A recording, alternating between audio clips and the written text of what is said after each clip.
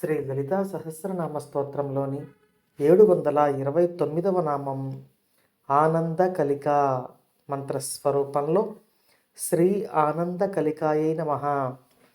మనం ఇంతకుముందు నామంలో అమ్మవారిని చిత్కళ అని కీర్తించుకున్నాం.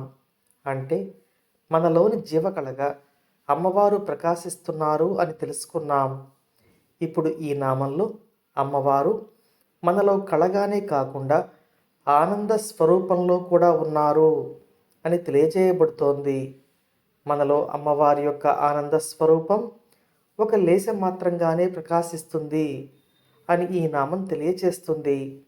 అందుకే ఆనంద కలిక అని వసిన్యాది వాగ్దేవతలు కీర్తిస్తున్నారు. మనం ఇంద్రియాల ద్వారా పొందేది కేవలం తృప్తి మాత్రమే. తృప్తినే మనం ఆనందంగా భావిస్తూ వస్తున్నాం. మనం ఏదైనా సాధించినప్పుడు కలిగేది భావనాపరమైన తృప్తి. ఇక ఆనందం అనేది ఇంద్రియాల ద్వారా కానీ భావనల ద్వారా కానీ కాకుండా పరబ్రహ్మం యొక్క అనుభూతి ద్వారానే కలుగుతుంది. ఆ పరబ్రహ్మం యొక్క ఆనంద అనుభూతిని పరమానందము అని అంటారు.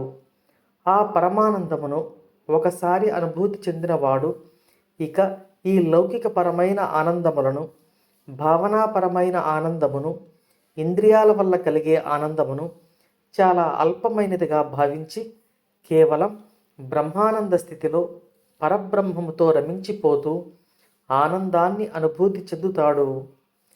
ఇలా కలికగా ఉన్న ఆనందమును మరియు బ్రహ్మానందమును రెండూ అమ్మవారి స్వరూపాలు అయి ఉన్నవి అని ఈ నామం మనకు తెలియచేస్తుంది. పుట్టుకతో అమ్మవారి యొక్క ఆనందము కలికగా అంటే ఒక లేశ మాత్రంగా మనలో ఉంటుంది. ఆ ఆనంద స్వరూపాన్ని మనం నిండుగా బ్రహ్మానందముగా అనుభూతి చెందించగల శక్తి అమ్మవారే.